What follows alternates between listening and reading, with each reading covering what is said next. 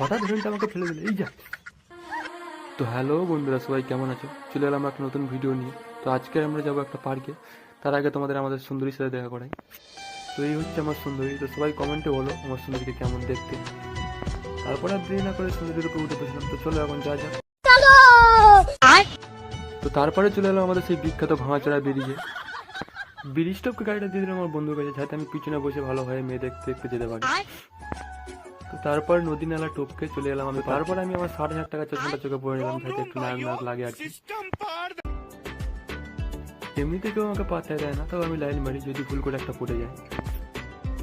তো হঠাৎ দেখলাম এখানে কি একটা উড পেন্সিল ফেলে দিয়ে চলে গেল। তাই ছুটে গেলাম গোড়াতে গিয়ে দেখি ও সরি, এটা উড পেন্সিল, এটা তো বসার জায়গা, তাই একটু বসে নিলাম এখানে। তো তারপরে হঠাৎ দেখলাম এখানে দুটো হরিণ বসে আছে। তাই আর দেরি না করে ছুটে গিয়ে বসে পড়লাম হরিণের উপর। চল হুস চল হুস চল মেরি ঘরে টিক টিক টিক। ও বাবারে কোমরটা ভেঙে গেল।